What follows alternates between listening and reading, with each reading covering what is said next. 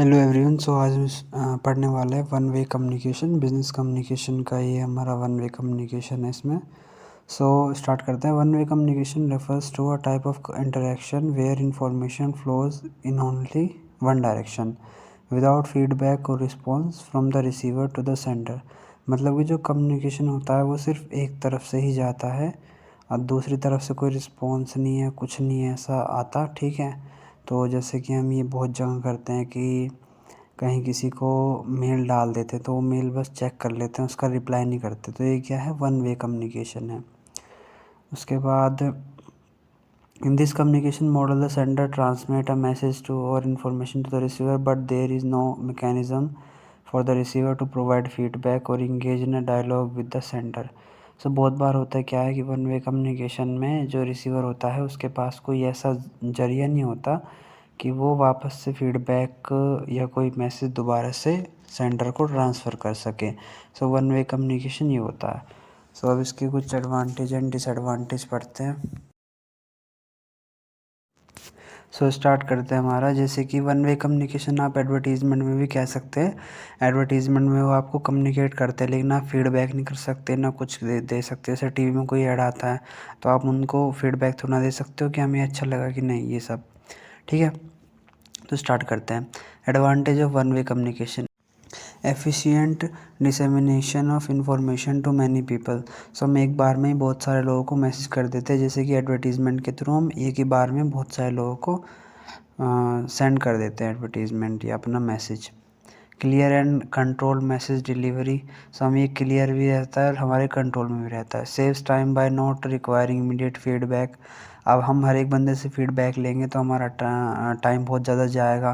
तो इसमें क्या होता है कि हम एक ही बार में सेंड कर देते हैं और जो देखना होता है देख लेता है और फीडबैक वापस नहीं मिलता। तो ये भी ये है कि इसमें टाइम बचता है, हमें किसी से फीडबैक लेने की ज़रूरत नहीं पड़ती। वरना कोई एडवर्टीज़मेंट कंपनी हज़ारों करोड़ों लोगों को एडवर्टीज़मेंट दिखा रही है तो हर एक से फीडबैक थोड़ा ना लेगी। उसके बाद reinforce centre authority and control. जो सेंटर की अथॉरिटी एंड कंट्रोल होता है वो बना रहता है इस पर। Effective for mass information distribution. ये मास इंफॉर्मेशन डिस्ट्रीब्यूशन के लिए बहुत ज़्यादा इफेक्टिव रहता है क्योंकि वहाँ हमें फीडबैक लेना नहीं पड़ता। Eliminate distraction and maintain focus. ये जो फालतू के डिस्ट्रैक्शन होते हैं जैसे कि इन बीच में बार बार फीडबैक या क्लियर वॉइस नहीं आता, ये सब हम क्या करते हैं अपने हिसाब से मैसेज बनाते हैं और वो सेंड कर देते हैं एकदम क्लियर एंड कंट्रोल तरीके से। तो फोकस भी बना रहता है। Table for structure content delivery.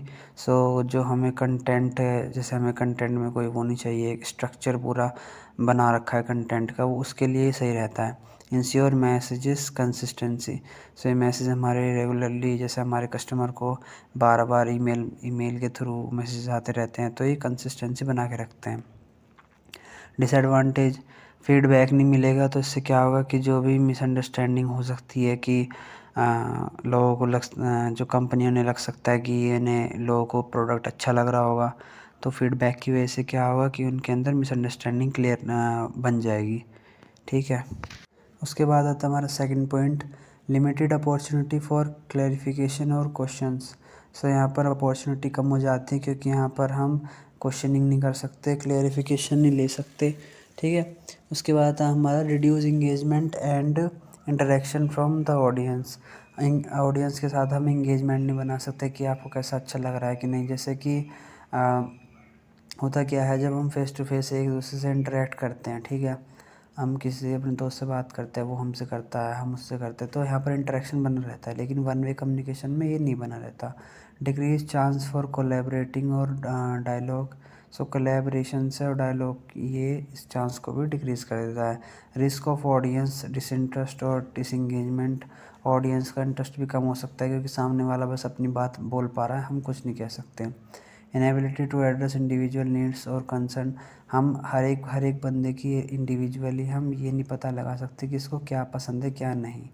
ठीक है, क्योंकि हम ये मैसेज सबको भेज रहे हैं, ना कोई फीडबैक दे सकता ना कुछ दे सकता। Okay, potential for message distortion और मिस इंटरप्रिटेशन। बहुत बार होता क्या है कि मैसेज का लोग गलत मतलब भी निकाल लेते हैं। लेकिन अगर हम कोई अपने दोस्त से बात कर रहे हैं तो वो एक अगर कोई गलत मतलब निकालने जा रहा है या निकाल रहा है तो हम उसको तभी क्लियर कर देते हैं, लेकिन इसमें नहीं कर सकते। Hinders relationship building and trust development. So एक प्रॉब्लम क्रिएट कर देता है एक रिलेशनशिप कस्टमर के साथ बनाने में या किसी के साथ भी बनाने में, क्योंकि वहाँ पर एक ट्रस्ट बिल्डअप नहीं हो पाता, क्योंकि सामने वाला बस अपनी बात कह पा रहा है, वो अपनी बात नहीं कह सकता। ओके, सो अब हम करते हैं टू वे कम्युनिकेशन। सो अगर आपको ये वीडियो अच्छी लग रही है तो चैनल को सब्सक्राइब करना, वीडियो को लाइक करना और कमेंट करके बताना। और पढ़ाई वैसे किसी को अच्छी नहीं लगती, बट हाँ अगर आपको समझ में आ रहा है तो ठीक है, आप लाइक और सब्सक्राइब कर सकते हैं। तो स्टार्ट करते हैं। Two way communication refers to a type of interaction where information flows in both direction allowing for feedback dialogue and active participation from both the senders and the receiver. तो two way communication वहाँ होता है जहाँ पर दो बंदे आपस में बातचीत कर रहे होते हैं।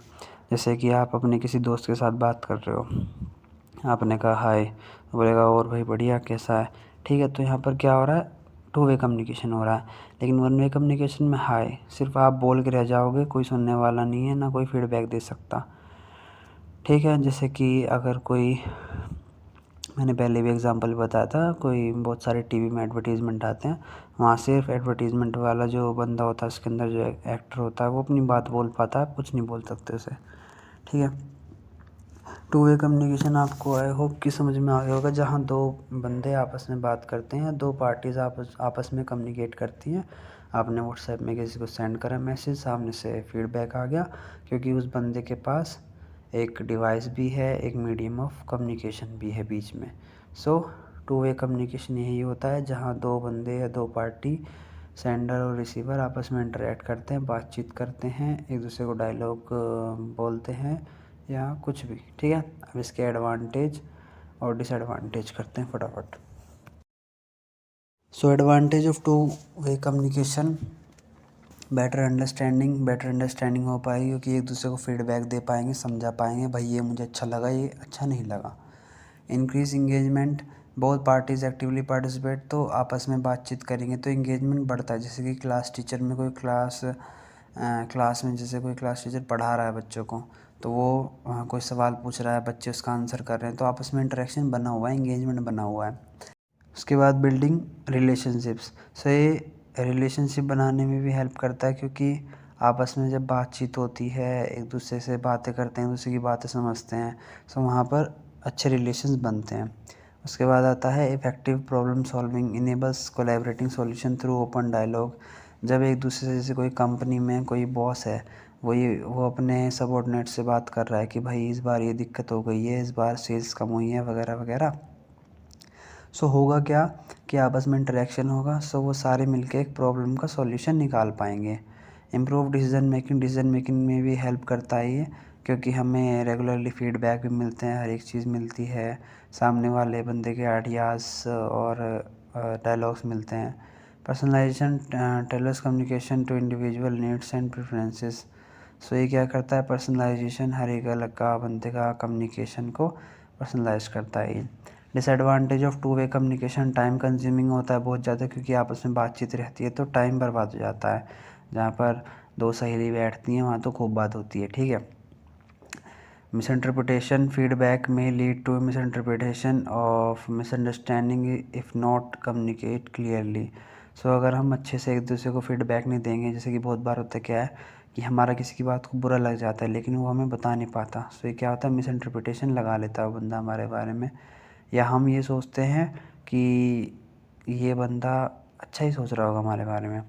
कॉन्फ्लिक्ट, जहाँ पर बहुत ज़्यादा बातचीत होती है वहाँ पर लड़ाइयाँ भी बहुत जल्दी हो जाती हैं। डिसीजन डिलेज, कॉन्शियस बिल्डिंग में डिले कॉन्साइज बिल्डिंग में डिले डिसीजन मेकिंग में भी डिले हो जाता है, क्योंकि वो उसे बताएगा रेगुलर एक दूसरे से बातचीत करते रहेंगे तो डिसीजन बनाने में बहुत मुश्किल होती है, दोनों बक बक करते रहेंगे और डिसीजन नहीं बना पाएंगे। ओवरवेलमिंग, टू मच फीडबैक और input can be overwhelming in effective communication.